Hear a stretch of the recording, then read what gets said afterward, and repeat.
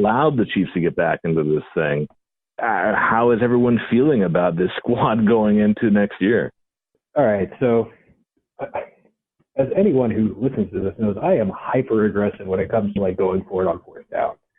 Even I looked at that field goal, 4th and 1, like, well, if you hadn't burned the 2 timeouts, maybe you could like challenge the spot of the ball, as we saw in the Seattle Green Bay game. Like, the ball doesn't actually matter where it is; it can still be a first down.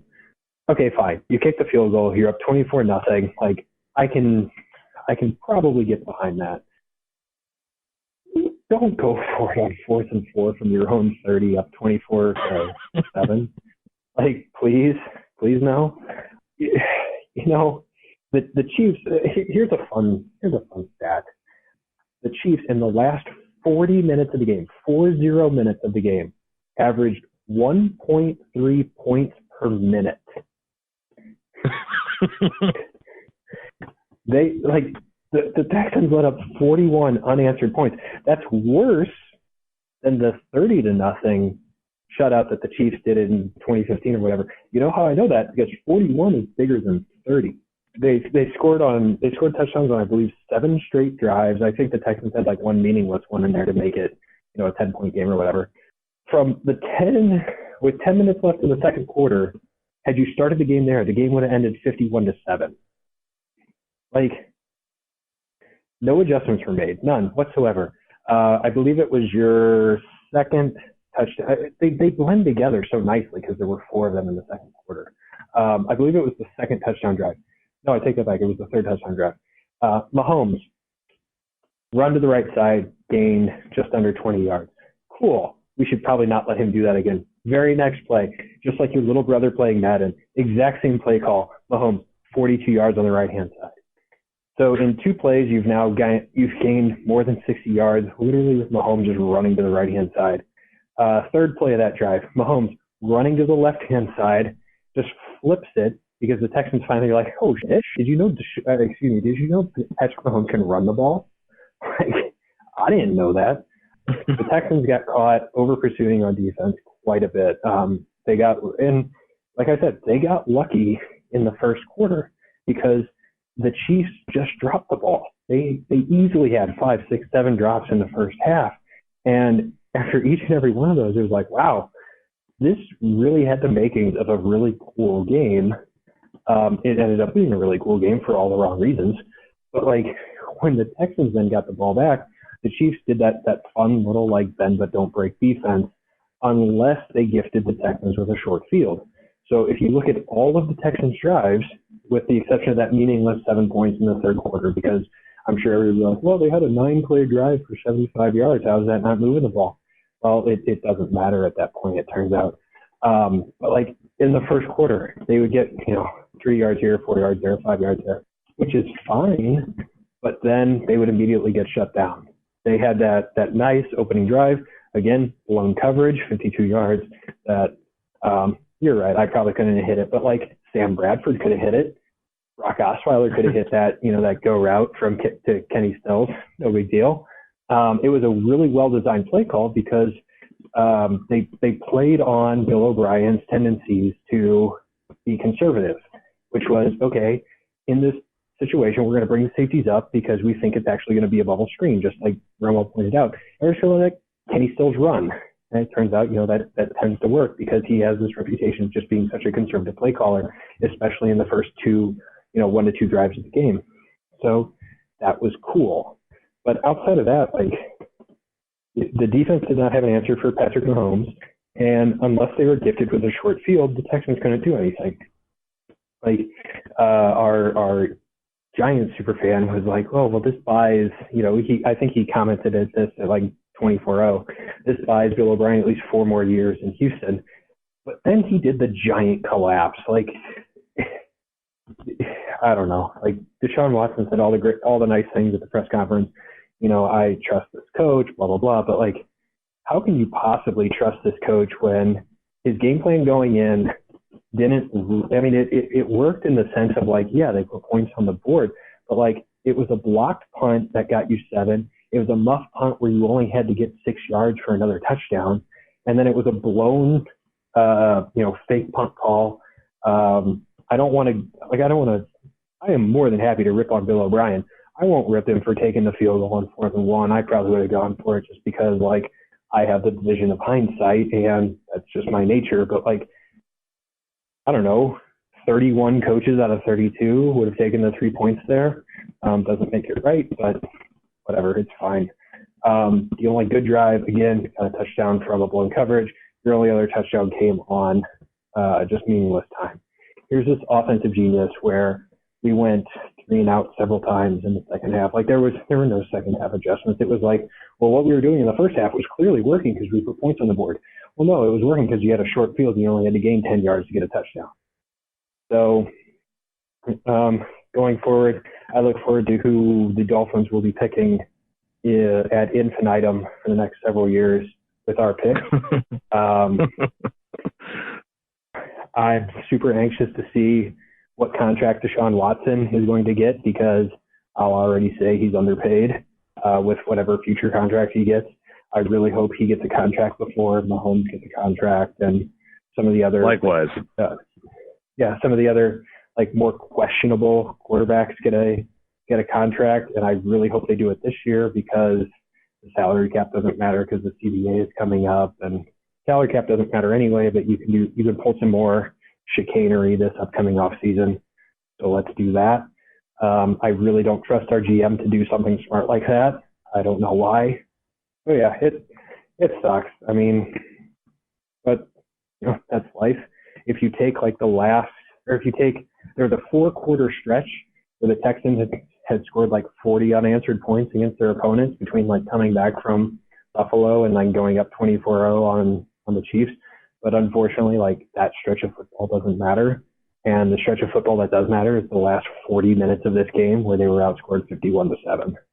Yeah, not a great look for Billo there. And you know, he made so many all-in moves this year that I would hope that he gets some scrutiny, but sounds like with the ownership there, that's not really going to happen this particular cycle. We run pretty long, but do you have a quick and pithy kind of scouting report on the Titans for me, given that they are your division rival that we're going to be facing in the championship game?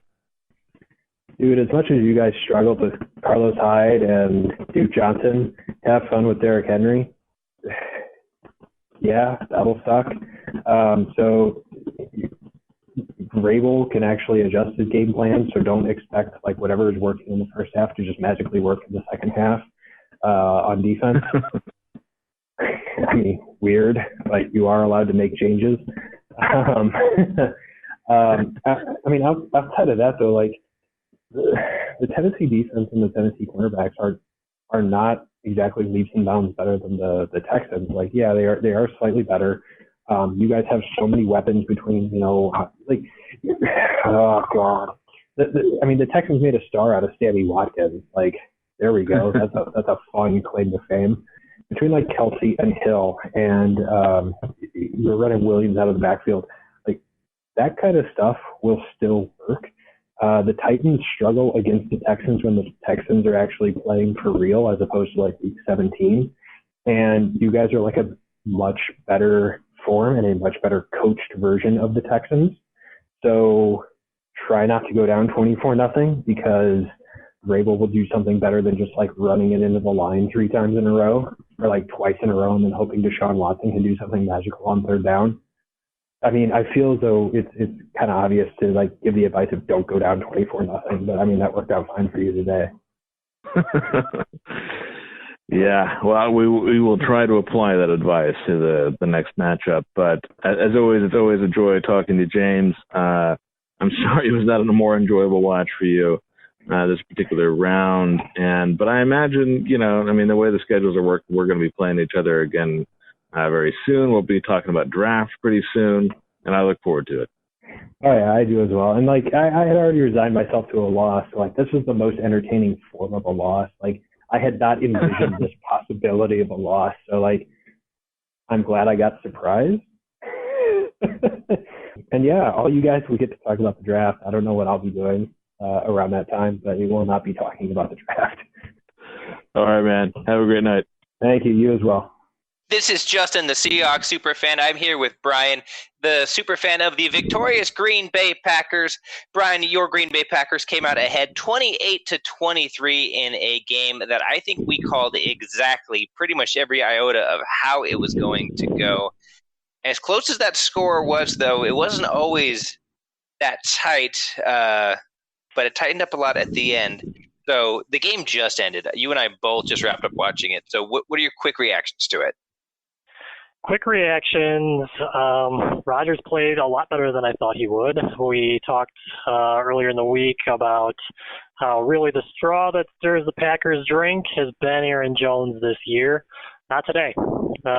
Seattle was hitting them in the backfield. They really got good penetration on our running attack, and fortunately for Green Bay, Rodgers probably played one of the best games he's played all year. It's as accurate as he feels like he's been all year, where, most of the passes that he threw were catchable. So Devontae Adams, just a man among boys, really just kind of carried the offense after some real nice passes from Rodgers. And I think the one area that I at least got wrong, you actually called it, but I thought Jimmy is really a shadow of himself, former self, and he actually had a few clutch passes, including one at the end to seal it for Green Bay. So kudos to him. That $9 million highest paid tight end in football this year. If this is what we got out of it, I think it may have actually ended up being worth it. Almost balanced the scales. Yeah. This is a tough one. I mean, the Seahawks were down 21-3 at the half, right? Yeah, and that was basically what you had called. Like, it was going to be, you'll be 16-3, I think it was the score that you had mentioned. But it's yep. I'll tell you what, there's no amount of points that we could have been up against Russell Wilson where I would have felt comfortable. Yeah, and that's just it. And the thing about it is, every single Seahawks game, it seems like, went this way this year. Like, a lot of people during this one who, don't follow the Seahawks as closely as I do, were checking in being like, oh, this is bad, this looks rough. And all the games that the Seahawks won, they won 11 games this year. All these games that they won, this was almost to a T how they all happened. Pathetic in the first quarter, bad in the second quarter. You go into the half down, not a small amount, or at the very least being completely crushed in total yards and time of possession, and it just looks like it's a one-sided beating, but they hang around a little bit. And then when the second half rolls around, Pete Carroll and Brian Schottenheimer finally pull their heads out of their asses and start letting Russell Wilson cook. And what happens is he starts to completely take over the game. I mean, let's be clear. Aaron Rodgers played a really good game, statistically a little bit better game than Russ in terms of like efficiency, things like that. Both played well though, right? And this isn't one where like one guy clearly outplayed the other guy. What I will say is that Russell Wilson dominated the second half. And when I say dominated the second half, I don't mean the Seahawks offense dominated the second half. No, Russell Wilson dominated the second half. He finished with the most rushing yards of anybody in this game, with 64 rushing yards on 7 carries. He was willing this team back into it with 3 consecutive touchdown drives, which were basically all him making stick throws, him rushing for key first downs, and him basically trying not to get killed behind the line of scrimmage, and a lot of great evasive moves to move the ball forward. But this is exactly how the games go, and that's what drives me absolutely bonkers. They're handing the ball off to Marshawn Lynch, who I love. 2.2 yards per carry, which is what he's had all year. Travis Homer had 13 total yards. And, it's 2nd and 2, and you hand it off for a 1-yard gain, and that should be, to every other team in the modern league, that's a obvious passing down because you're almost certainly going to get plenty of yardage for the first down, and there's a really good chance you're going to pick up a big chunk, and 2 tries passing to pick up 2 yards is nothing. But this team is so stupid with their philosophy and their approach to it. And they are so limited by this backwards thinking that, all we need to do is run the ball and play great defense. Guess what? Running the ball doesn't matter. You're not good at it, and your defense kind of stinks. And so as a result, you have teams who dominate the first half of the game until finally you're like, okay, we're behind. What's the we're behind script? Oh, okay, just let Russell Wilson just do what he wants and do it. And unfortunately for me as a Seahawks fan, it works often enough that these morons don't have to make any changes and get any better. And what happens is you can win a lot of games like that with